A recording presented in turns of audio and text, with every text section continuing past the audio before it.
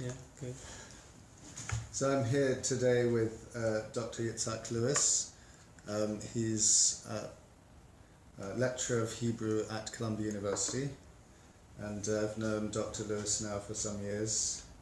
We shared a cubicle in the That's right. library, and so fascinating. Many years ago. Many years ago, like some lifetimes ago. Yeah.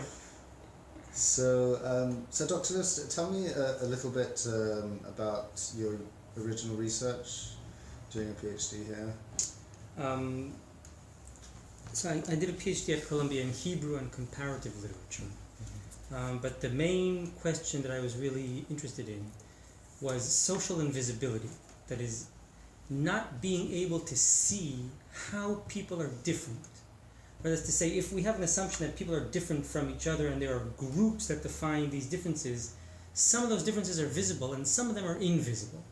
And I was particularly drawn to those differences that are invisible to us in the social sphere around us. So with that in mind, I set out to read literature and writings by two seemingly unrelated authors. One is Jorge Luis Borges, the Argentinian writer, author, public intellectual of the mid 20th century, dealing with populism in Argentina, influences of Nazism and fascism and Argentine ideology, as well as just the absorption of waves of immigration into Argentina and building a kind of cosmopolitan society. Of course, cosmopolitan was and still is a buzzword for non-national, non-patriotic, right? People who are not pinned down to one place. And that was an accusation that he suffered many times. Oh, Borges, he's a cosmopolitan, right? Which means he's not really Argentinian. He cares about something that's sort of subterranean, below the surface of the Argentine nation, but also broader than it. There's a wonderful article on Borges's sort of invisible political engagement called Infrapolitical Borges. Infrapolitics being what's sort of the sort of superstructure within which politics takes place, but at the same time it's beneath the surface and you can't always see it in operation. And that's sort of Borges's mode of engaging political questions of his time. And the second character, unrelated, is Rabbi Nachman of Braslav, who's a late 18th, early 19th century Jewish Hasidic leader in what is today the Ukraine, and he's I think we're good. We can keep going. Yeah. And he wrote a collection of short stories. He would tell stories, and then he had his scribe and student compile them and publish them. And his stories too deal with the question of social invisibility. So from a literary perspective, the question of social invisibility poses particular challenges to the author, particularly aesthetic challenges. That is, if you're writing a realist novel, and your novel does not represent the difference between, say, a Catholic and a Protestant in New York, then you are realistically representing what you see, but you're not realistically representing the differences that are operative in society. However, if you were to stress these differences in your novel, you would be representing differences that are otherwise imperceptible to your average reader walking down the street. So what do you do with these invisible differences? How do you represent them in text? And the next step of my investigation was to see how this question bears on the social reality, how it interacts with it. So understanding the social reality in certain ways would lead you to represent it or not, and how you develop modes for representing invisible differences would lead you to engage your social surroundings in different ways as well. That was the arc of the comparison between these two figures. And I've found this this sort of pressing question becoming more and more relevant today as well. I think as we see pressures against immigration, we see some old prejudices floating to the surface about the place of different groups within what we think of as our society or our country. And in that context, I continue to believe that this distinction between visible differences and invisible differences is productive in thinking through and making sense of what we're seeing taking place around us, not only how we understand literature from 50 or 150 years ago. This is fascinating. If you could say a little more, because I believe your book is coming out. Well, it's under review at the moment. Hopefully it'll go well. And, with Sumi Press. Right. If you could tell me a little bit about what those comparisons, the sort of insights you had as a result of those comparisons. So one of the insights I had defending the dissertation and thinking about how to move forward to a book was nobody wants to read a comparison between two figures who seemingly have nothing to do with each other, particularly two figures around whom has developed an independent sphere of scholarship. So Borges studies, students of Borges studies would not necessarily know Rabbi Nachman and vice versa, and wouldn't be interested in a kind of esoteric comparison of this sort. And in order to float my more theoretical and what I felt were my more relevant sort of insights to the surface, I decided to separate these two post-dissertation. And the book that I have under review at the moment is only about Rabbi Nachman of Braslav. I see, right. Reading him in the context of major social changes that take place around the turn of the 18th century in Eastern Europe and the Russian Empire in particular. The move from the Russian Empire's move into formerly monarchical realms of the Polish-Lithuanian Commonwealth, taking over the Kingdom of Poland, the Duchy of Lithuania, and other smaller monarchical units in the area, and absorbing them into the empire, created, for the first time in centuries, from the Russian imperial perspective, a problem of multiculturalism. And the question is, from a historical perspective, how did they deal with this? Now, that's not the question that I'm interested in, and there's very fine historical work on this, not only as far as absorbing Jews, but different kinds of Orthodox Christianity. The Polish kingdom, which was a Catholic kingdom, also gets absorbed into the Orthodox Russian empire. And so the processes by which this takes place, the way in which policymakers see this multiculturalism as a problem or a possibility, potential and risk in this process was interesting to me, and in particular, from my perspective, studying a Jewish rabbi of the time, how this related to the integration of Jews as a different cultural group, different religious group, into the Russian sort of empire. I won't say into Russian imperial society, because Jews and other groups that were absorbed by the Russian Empire from the formerly Polish-Lithuanian Commonwealth were not allowed into what was considered Russia proper. So that is to say, they're not quite integrating at the turn of the 18th century into Russian society, but they are being integrated into Russian imperial policy, and the bureaucracy has to make space to manage this kind of difference. That this, if you think of this as a process that's happening in parallel to the French Empire under Napoleon, and some of the fine scholars, even here at Columbia in the Middle East department, have suggested that the management of difference is one of the defining efforts of the modern imperial projects.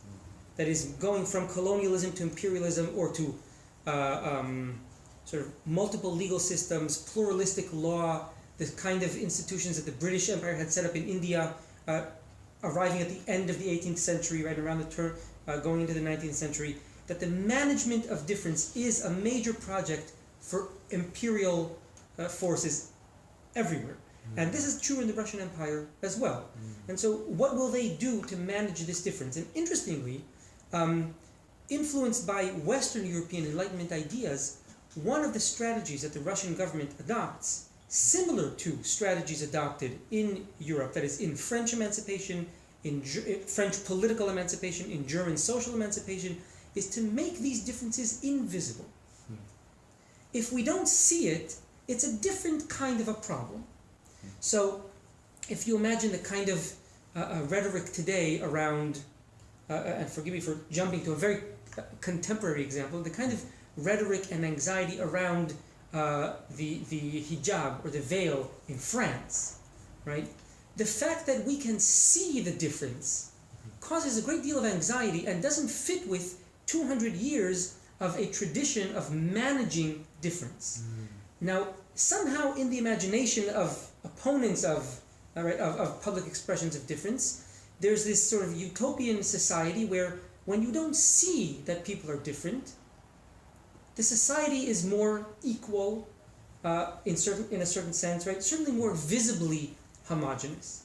And so this was a very interesting moment for me to investigate from the perspective not of the Russian Empire, but actually of a rabbi living through this moment. Could I just to interject very quickly and just for my own edification? This is so interesting. What are some of the sort of theoretical,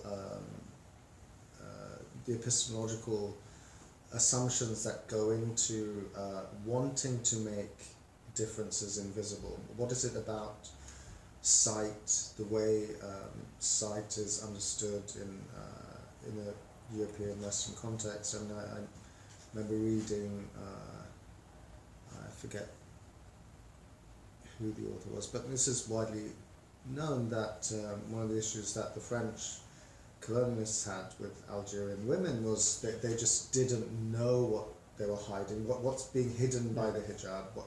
We have to have complete access, visibly speaking. There are certain epistemological assumptions. So what are some of these assumptions? Right. So I would say these are very contemporary assumptions, similar to saying, state identifications that have a photo image of the person are not useful when the person's face is covered. Right? This is a very contemporary concern with visual identification. In this moment, the late 18th century, this is a kind of Enlightenment pushback against a traditional, prejudiced, outmoded way or mode, let's say, of managing difference in society, which is to mark the difference. So if you think of medieval towns, if you wandered into the center of the city, you would clearly be able to identify the different groups partaking in the market. The Jews would be marked with a certain hat or badge, right? Different kinds of Christians would be marked differently. Saracens, right, would be marked. And there's a code of medieval law that applies, right, and that mandates these markers. Now, the marker is not, right, no one is mandated to cover themselves up and conceal what they're carrying.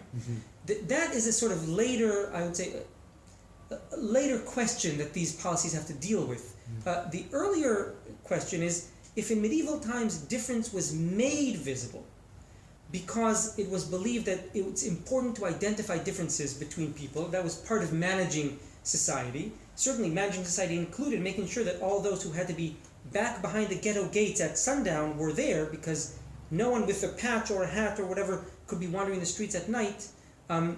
Difference had to be marked in order to clearly separate out the different groups. But once Enlightenment ideology and emancipation policies take root, and the idea is that separating out groups is not productive or desirable, and what we're after now is integrating groups and dealing with a multicultural society that is sort of coherent in its own terms, we can't insist on marking the difference anymore. We have to allow the groups to blend, and the way to do that is to not only stop marking the difference, but push for making that difference invisible. So that is, there are laws in the imperial policies of the early 19th century that any, for instance, in my research, any Jewish representatives to the government must dress normally. That is, they must wear the contemporary fashion. They have to wear a suit, a hat. They need to look like everyone else. Merchants traveling into Russia proper and their families all have to dress like everyone else. And what are the practical? You said it's not productive, or it's not. It's not productive of what to have these older marked differences to the sense of the cohesion of the community. Right. There's a philosophical shift from medieval to sort of emancipation and Enlightenment thought, which says that what the philosophers, what the politicians at the time are after is bringing everyone to a similar level, at least purportedly doing so.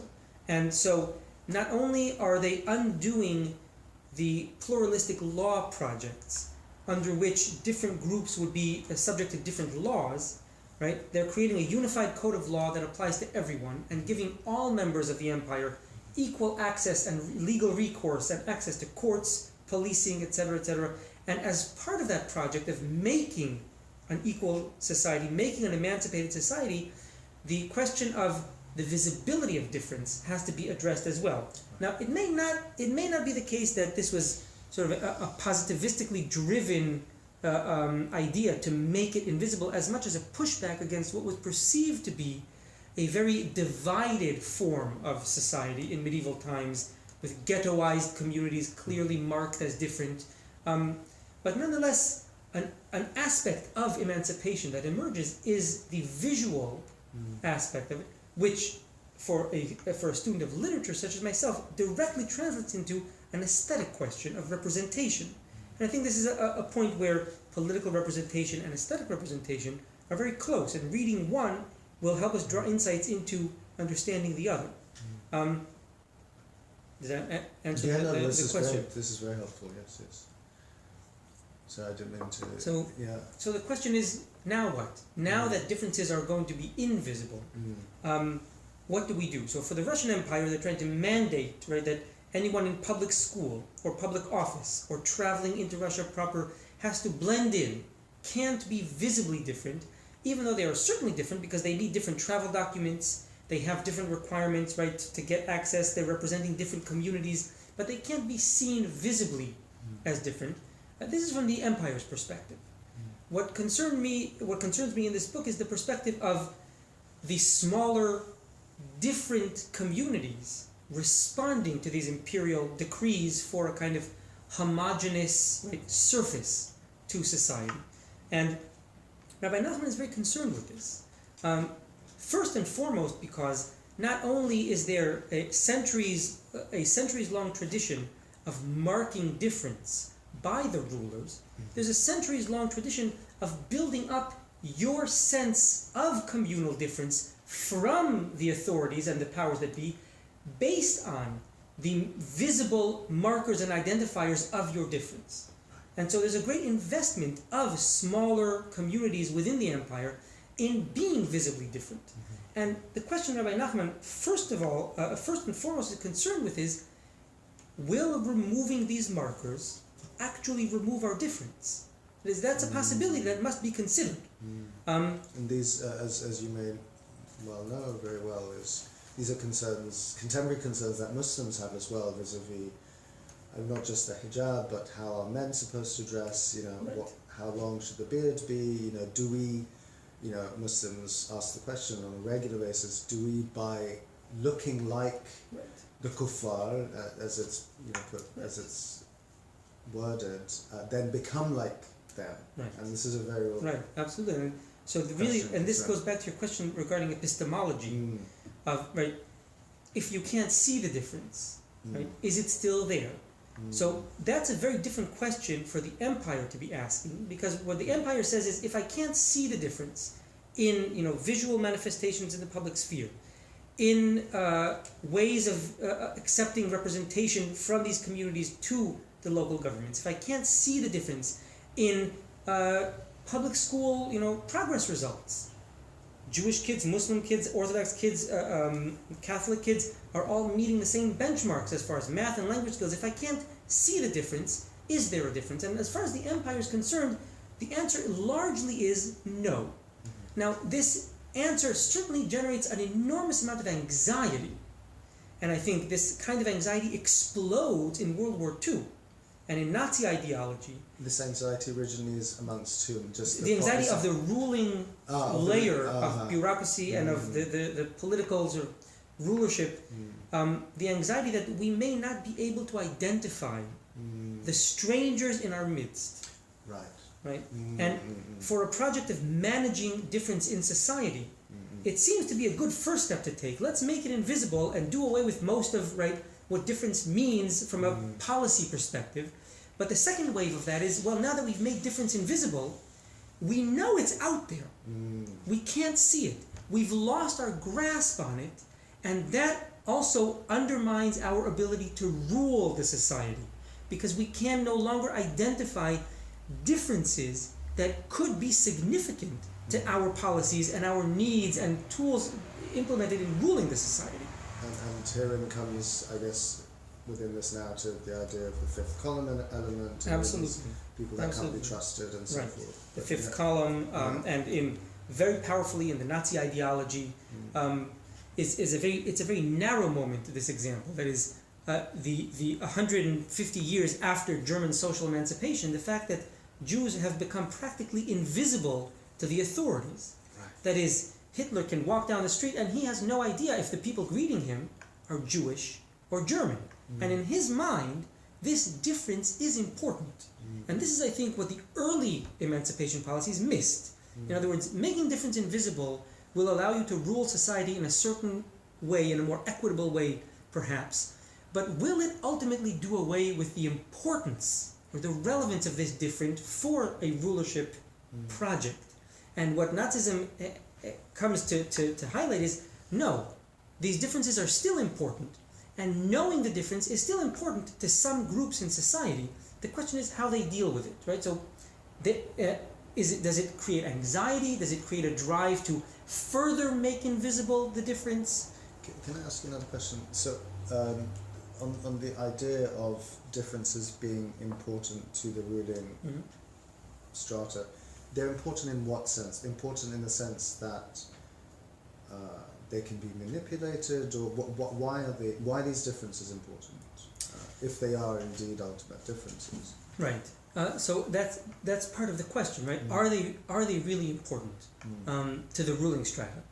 And as a ruler, certainly knowledge of your population is very important. In fact, the science of demographics is developed following. Largely following, right, in the era following social emancipation. So this is an outgrowth of new policies, and differences measured differently, right? I mean, this goes hand in hand if you think of the work that Foucault has done on madness, right? It's not only people of different religious orders that used to be marked, it's also people of different sort of levels of sanity, let's say, that were marked. And madmen were chained, hospitalized, right? Or if you're speaking of British fiction of the time, they're the ant up in the attic. Whereas, right, following social emancipation, it's all right to have differences in the public sphere as long as they're invisible. And so what madmen are being told is just don't share your thoughts. Right? Behave normally, and you'll be fine. Right? And you have these characters like Pinel with the moral treatment that Foucault dives into, right? Where instead of beating the madman into submission, right, tries to get in their mind and explain to them, look, we understand that you think you're hearing voices, just keep your mouth shut about that, and do what everyone else is doing, and and we'll unchain you. Right? You can go back out into society, just don't share your difference. Keep it to yourself, keep it invisible, which also implies this assumption that there's a normal in society, of course, which is a relative normal. It's defined by the relationship of one to a kind of group that generates what is normal out of its own norms and behaviors. But as long as you conform to that, the other differences don't matter to us as much.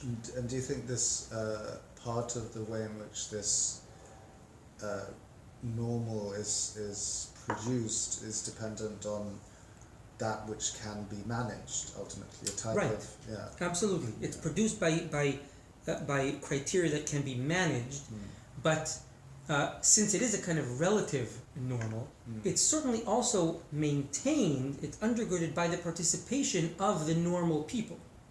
And so this is where the other side of the coin, or the flip side of the question comes in, which is how do the smaller communities experience this move from an absolute kind of you're Catholic, you're Jewish, you're this, to a relative, we don't know what anyone is on the street.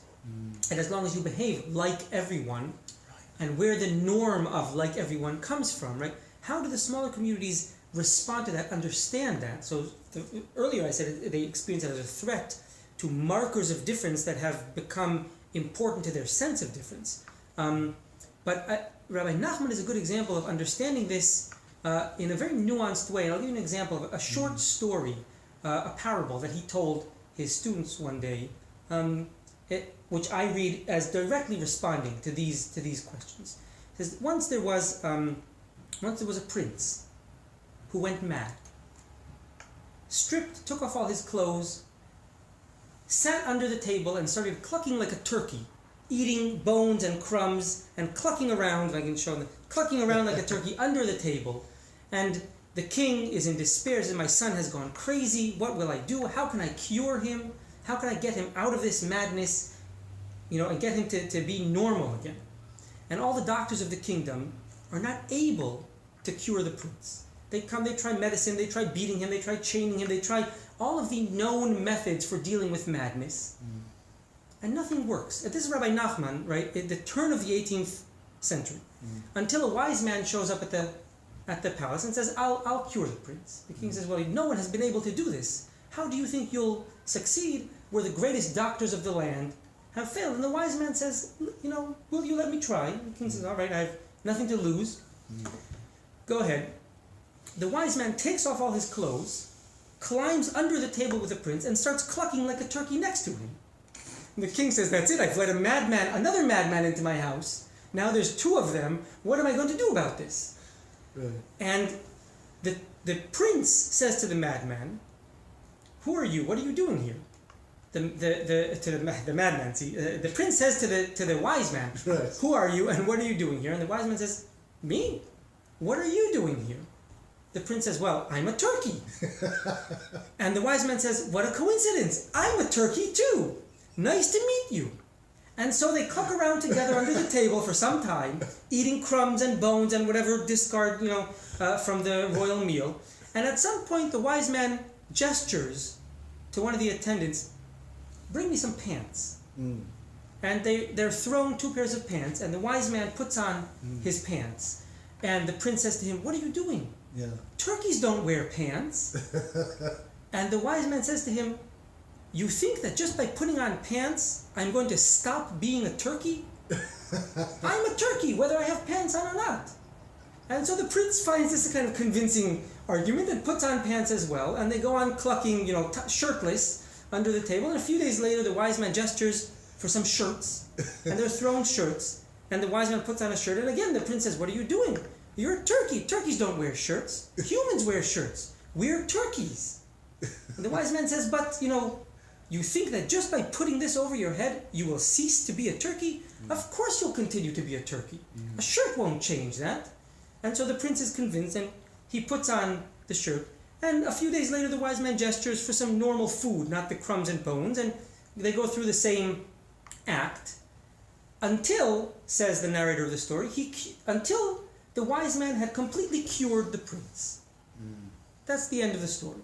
I wonder, is he cured or is he just made to look normal? Absolutely. I think this is precisely the genius of Rabbi Nachman in this moment. Is that the ambiguity, right, of this statement, the prince was cured, precisely hits upon the ambiguity of a normal that is relative, that is maintained by the normative behavior of society to which individuals have to conform. Right. And so in that sense, it doesn't really matter, right, to an emancipated society, let us say. It doesn't really matter from an epistemological perspective whether the prince truly believes he is, right, he's human, or truly believes he's a turkey in human dress. Either way, from the epistemological standpoint of the rulers, he's normal. The question is, from his own perspective, is he normal? And here's the second lesson of the story, which is, of course he's not normal, but he has no way of guaranteeing that anyone else is normal in that sense, because it's a relative norm. Right. And so he can go back out into society, behave normally, sit at the table, eat food, be a perfectly respectable prince, and all along believing in his mind that he's a turkey. So long as that stays in his head and doesn't translate into his behaviors, he's normal according to the norms of the emancipated society. And so what's interesting is sort of the double lesson in this story is to say, firstly, it is not possible to fully assimilate into the normal. Because the normal, by definition, is relative. And the second lesson would be, it is not scary. It ought not be a frightening endeavor to try and assimilate. You can still be a turkey even if you wear pants. And wearing pants will never fully integrate you anyhow. And so the ideal of emancipation is both not threatening and not possible at the same time. It's not going to fully destroy your identity, and it's not going to fully be possible. And having both of those lessons in mind, the wise man can send the turkey prince right out into the world to go on with his life. And this gives us some window, some insight into how the smaller communities are experiencing these imperial decrees of making difference invisible in the social sphere. That is to say, the wise man's solution, it lies as much in strengthening the prince's sense of turkey self as it does in showing him that it's not a threatening prospect to have something in common with everyone else.